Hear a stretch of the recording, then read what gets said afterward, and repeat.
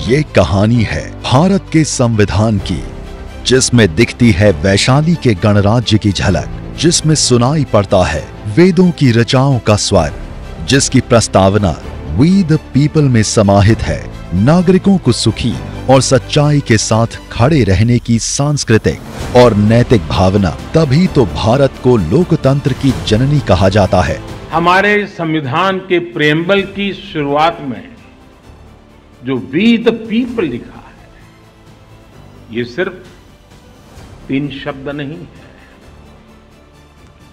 We the people एक आह्वान है, एक प्रतिज्ञा है, एक विश्वास है।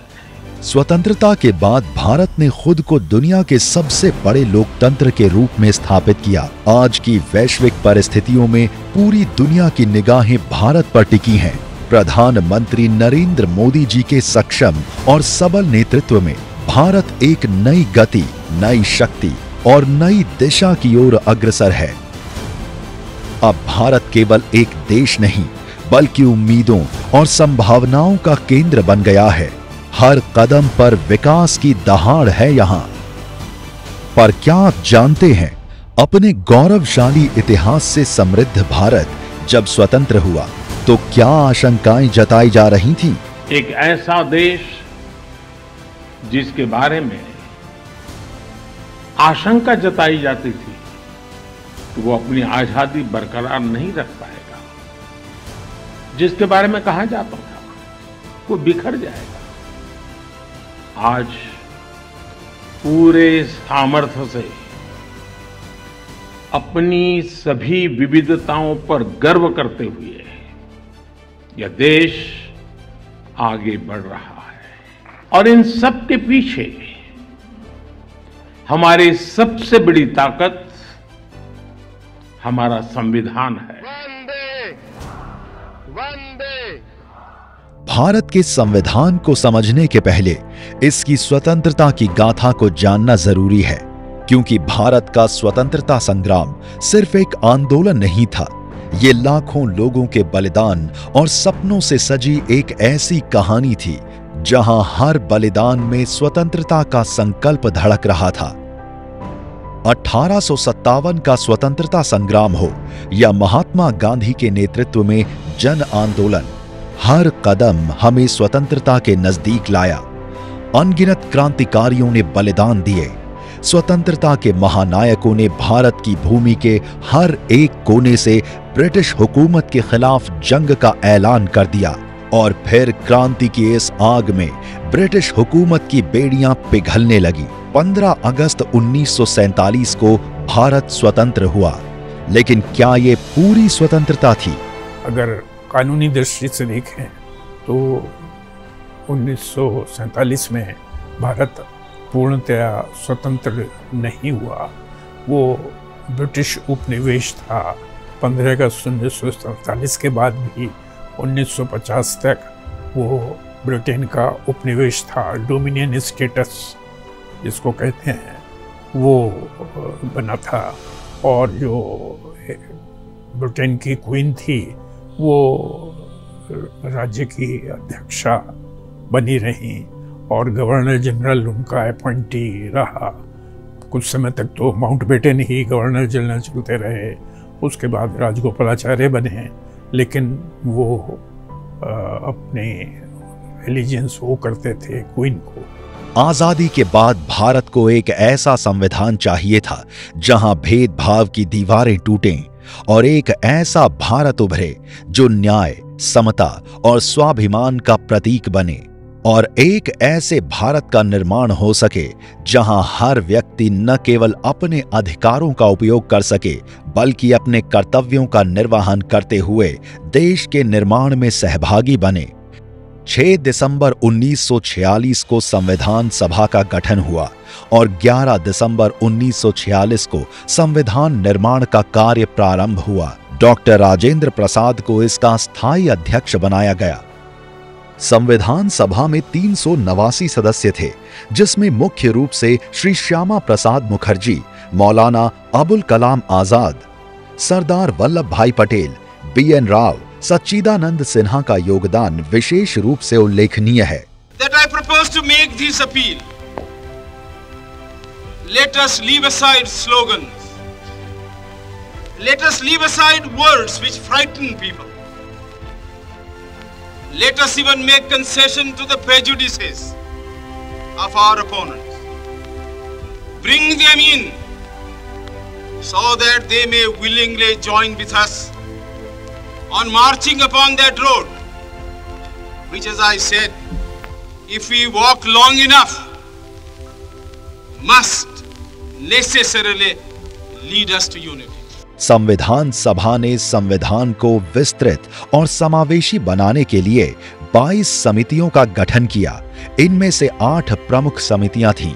प्रारूप समिति के अध्यक्ष डॉक्टर भीमराव अंबेडकर थे। भारत के संविधान को बनाने में 2 साल 11 महीने और 18 दिन लगे थे। इसमें 15 प्रतिभाशाली महिलाओं का योगदान भी शामिल है। हमारी संविधान सभा में 15 महिला सदस्य थी और उनमें एक दक्षयानी वेलियाउधन वो महिला थी जो एक प्रकार से वंचित समाज से निकल करके वहां तक पहुंची थी। उन्होंने दलितों, मजदूरों से जुड़े कई विषयों पर महत्वपूर्ण इंटरवेंशंस किए। दुर्गाबाई देशमुख, हंसा मेहता, राजकुमारी अमृत कौर, ऐसे ही और कई महिला सदस्यों ने भी महिलाओं से जुड़े विषयों पर अहम योगदान दिया। संविधान सभा की ये कहानी सिर्फ इतिहास नहीं बल्कि हमारे आज और कल की नींव है। डॉक्टर भीमराव अंबेडकर और अनेक सदस्यों के अथक परिश्रम के फलस्वरूप 26 नवंबर 1949 भारतीय इतिहास में एक स्वर्णिम दिन बन गया, क्योंकि इस दिन संविधान को सर्वसम्मति से अंगीकृत किया गया। मूल संविधान में 395 अनुच्छेद, 8 अनुसूचियां और करीब 1,45,000 शब्द थे। ये दुनिया का सबसे बड़ा लिखित संविधान है। इसमें हर नागरिक के लिए समानता, स्वतंत्रता और न्याय को सुनिश्चित किया गया है। डॉक्टर भीमराव अंबेडकर और प्रारूप समिति के सदस्यों ने न सिर्फ इसे लिखा बल्कि इसका सबसे महत्वपूर्ण संदेश था, चाहे आप किसी भी धर्म, जाति या क्षेत्र से हों, संविधान कहता है आप भारतीय हैं और सबके अधिकार बराबर हैं। 11 अक्टूबर 2015 ये वो ऐतिहासिक दिन था जब प्रधानमंत्री श्री नरेंद्र मोदी जी ने मुंबई में डॉक्टर B.R. अंबेडकर की प्रतिमा की आधारशिला रखते हुए संविधान दिवस मनाने की घोषणा की। तब से प्रतिवर्ष 26 नवंबर को संविधान दिवस के रूप में मनाया जाता है। हमारा संविधान एक ऐसा दस्तावेज है जो हर भारतीय की आवाज और संघर्ष को अपने में संजोए हुए है। 26 जनवरी 1950 को जब भारतीय संविधान लागू हुआ तो भारत ने न सिर्फ अपना संविधान अपनाया बल्कि दुनिया के सामने एक लोकतांत्रिक राष्ट्र के रूप में अपने संकल्प को प्रस्तुत किया। हमारा संविधान हमें सिर्फ अधिकार नहीं देता बल्कि कर्तव्य बोध भी कराता है। संविधान के माध्यम से हम अपनी सांस्कृतिक विविधताओं को सम्मान देते हुए एक साझा पहचान में बंधते हैं। हमारे संविधान ने हमें वो शक्ति दी है जो हमें किसी भी संघर्ष से उबरने की क्षमता देती है। हमारे संविधान निर्माताओं ने हमें एक ऐसा संविधान दिया है जो ओपन, फ्यूचरिस्टिक है और अपने आधुनिक विजन के लिए जाना जाता है। इसलिए हमारा संविधान स्वाभाविक रूप से युवा शक्ति की धड़कन है।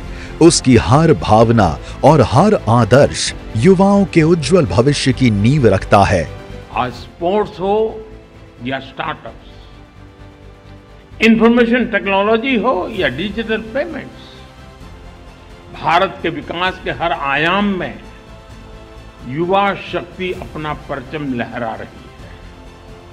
हमारे संविधान और संस्थाओं के भविष्य की जिम्मेदारी भी हमारे इन युवाओं के कंधों पर ही है।